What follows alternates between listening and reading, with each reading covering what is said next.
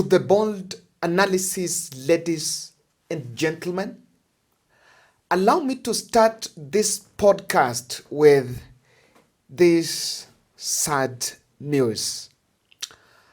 I want to share my condolence on behalf of Team Bold to Mama Becky, who is the wife to late Benjamin Otiende Amata. I want to tell you from when this tunnel started. And if you check the comment section, you will not miss his comment here.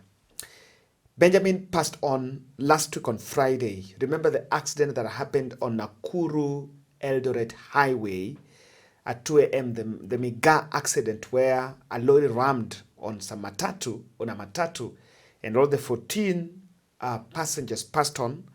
Benjamin was one of them. I was shocked because I just saw when I was added in this WhatsApp group for funeral. So when I checked and I called, then I realized it is the wife who added, and she just took numbers of the numbers in her phone, na aka add hapa. And I talked to her, and it confirmed that Benjamin is normal. May God comfort the family.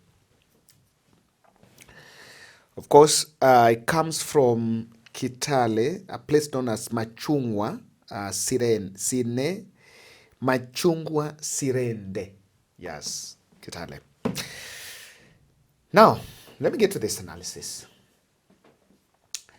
The statement by Raila Odinga that he saved William Ruto from what was a military coup was actually a wrong move. And I once said that the clique around Raila, with that age now, I think there are so many things that should be under the control of those around him. On Friday, the Nation team held an exclusive interview with Raila Odinga at the Jaramogi Oginga Odinga Job offices in Nairobi. It is that exclusive interview. That he made this statement, and I would want us to, without much ado, to look at this article. And let's just get it together so that we put it into context. Kindly subscribe to our channel, subscribe, and click the notification bell, because when you click that bell, whenever we publish a video, you will not be able to miss, because you'll be notified, and subscription is absolutely free. Raila recalls in 2011 when he was the prime minister, he went to Egypt and met with Hosni Mubarak to discuss Nile Waters Treaty. And by that time he was in Egypt, in Cairo, protests were already happening, and he assured Raila that he had things under his control. 2 weeks later, Hosni Mubarak was deposed. In the ensuing power vacuum, the Muslim Brotherhood, the only organized grouping, won elections only to face popular protest, only to again face the popular protest that then allowed the military to step in and install Defense Minister General Abdel Fattah el-Sisi as the interim president. He was supposed to serve for only one term and then give way to an elected government. Instead, the general simply changed military fatigue for a suit and a tie and assumed civilian leadership. He's still in office. And then after saying that, he was asked, what do events in Egypt have to do with Kenya? This is what is in this article. Raila explains that when the Gen Z protesters breached and vandalized parliament and then started plotting a march to State House, to him, Ruto calling in the military to reinforce an overwhelmed police force was a dangerous escalation that was leading to a handover of power. A friend whom he refuses to name apparently got wind of such a plan and called asking him to urgently intervene to forestall such an eventuality. Ruto can now be removed. Ruto can be removed through the ballot, he says. But once soldiers get out of the barracks, they never go back. I've heard Raila speaking, and he has said in some occasion that it is Uhuru Kenyatta who told him to call William Ruto so that they could rescue the situation. He once said that. Number two, what do you take of Raila Odinga's stand? From this statement, there are people who felt what exactly was going on was that William Samoei Arap Ruto was giving up. I know this interview and this statement, it was in the headlines, and I saw a clique of members of parliament from William Ruto's Kalenjin Access raising a matter. And in fact, for the weekend, this story has been trending. Today, the military ranks gave a statement saying that, of course, calling out Nation and Raila for that statement. While it is clear that the military were called in the street because of the protest, it is not true, because what that statement comes out clearly is that it could actually insinuate that it is the military who are orchestrating that protest, while the truth of the matter is that the protest was a legitimate call for the state, for William Ruto to put several, that was putting government into checks. I want to say, and let me repeat this, the narrative that the protest was actually infiltrated by goons was only a narrative that was brought, that was floated, so that the state can justify brutality by the security officers and evade responsibility on what happened, evade responsibility on those who were killed. But this is the truth. The number on June 25th that were in Nairobi CBD, that number was huge. They failed to take cognizance of the fact that the number that was in Nairobi, that number was huge. The fellows who breached and went to parliament, if you look at the video of the people when they made their way to parliament, it was not just because of some few people. It was not because of some few goons are able to. I've always believed if the breach of parliament was aided because of some few goons here and there, then I think Raila Odinga would have managed it, even in the previous protests. Raila Odinga has ever done such. And so, clearly, the breach of parliament was not possible because there were goons. It was possible because of the number, and the police were overwhelmed. That's number one.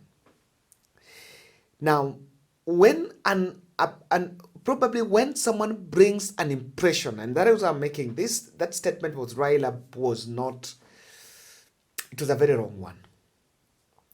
When you want to make an impression that probably it is I saved Ruto from military, that means that probably the young people that were raising questions to the president did not have any legitimate call, and it was only the military that wanted to remove the president. And there is something I see. I know the former Prime Minister, Right Honorable Raila Odinga, seemed to have lost the information war on defending why he is actually supporting William Ruto. I need to take cognizance, and I need to make this clear, that the reason why William Ruto and Raila Odinga are working together, why that pact was signed, is to help William Ruto to manage the situation so that you can reduce the rebellion, and number two, to mobilize, to mobilize Raila access for 2027. Someone is telling me that the railway is supposed to make its way to Kisumu all the way to Busia, and Raila has to be in government for that to be accomplished. We've made it a custom that for such a project to go in a specific area, it must be friendly. Someone is also telling me that, I think that is in Ugunja, Ugenya, that rural electrification, REREC, are doing some good job to make sure that power imeingia into those villages. And of course, he actually told me that for that to happen, Raila has to be in government. Fine. It's fine. And I think it is not on a bad note. But then, the moment we make it that unless it is us who are in government, that's when things can be done.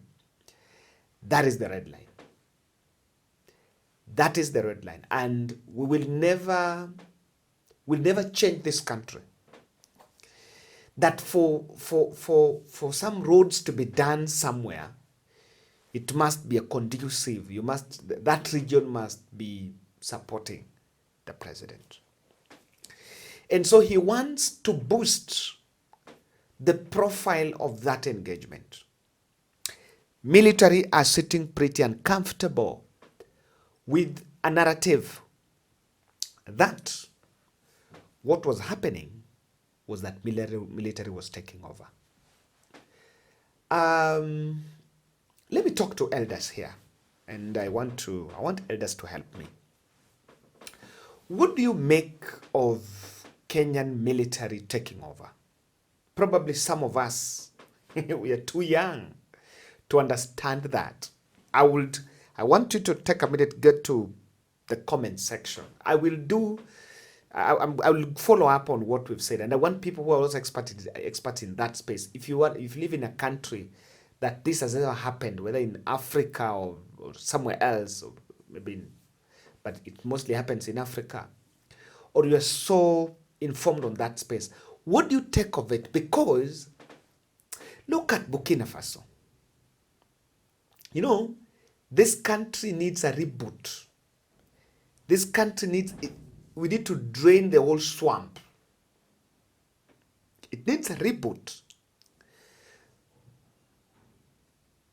But the political characters we have, as much as President says he's brave to make brave decisions, but he's not so brave to do the reboot of the country.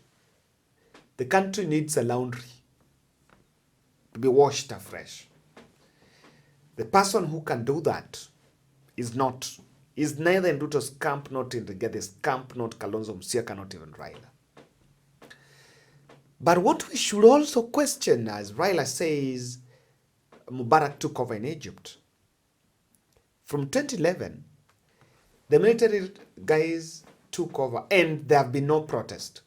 The question should be, has it worked for them? Has it worked for them? And I think we should be wary of where the country is going through.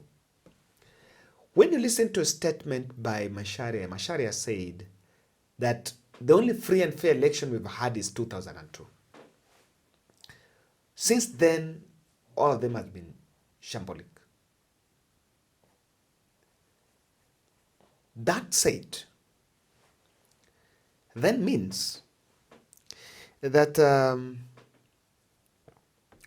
we've not had the ballot as the decision-making tool for transitions. The country is restless. And there is a big message that when the people will feel like the ballot is not where the decision has been made, they will accept that route. And that is not way far. Not more than 20 years around here. Within the next 20 years, if we are not careful, we need to fix elections. We need to get it right. If you don't get it right, the country will think, okay, hii imeshinda wanasiasa, wacha tujaribu hata mabishops, ama tujaribu hata the military. I just want to take the next 5 minutes and interpret why the statement was by Raila was actually very reckless. Of the interpretation of this. Ruto calling military to the street was a clear signal that probably he was willing to hand over power. And had thought of that. And when the Rigathi issued the presser in Mombasa, the day after that protest, I think that was after June 25th, he blamed the NIS for not advising the president. He said, if NIS had advised the president, the country wouldn't have got there. But we got there by the arrogance of those in power. And then people realized, the politicians realized, that if the military take over, they're all kicked out. All the others, all of them, Kalonzo, Uru, Rigathi, all of them are not going to be relevant. And they did not want to be displaced. So just by that fact, you can see that while you see political rivalry in public, but in closed doors, the characters are goons in crime. Okay. Second thing, the president never saw the wrath of the people. And this is what coming out from Raila's statement on that. He never saw the wrath of the people. He never saw that the events of last year was actually a climax of people's anger. There's so many factors. People complained about the taxes. People complained about housing levy. People complained about a Adani deal. That finance bill had several other things. And people complained about the opulence by politicians while the masses were actually suffering. And if we downplay those low-lying issues and harvest the temporary comfort that Raila Odinga brings on table, then in the next 2 years, if you're not careful, the country might recycle the motions. We must get it right. And the president must think about it. If you take comfort in the fact that you have Raila, and you think it is fine because now I have Raila, I can get away with it. The protest, while it had the potential of changing the Ruto regime to something else, but you must not demystify, you must not underestimate the fact that there were key deep-lying issues that the masses raised. And after Raila deal, when you get back to State House, you must think about this. And today is 17th March. If we don't look through our lens well, By the time we head to the next election, it will be a mood.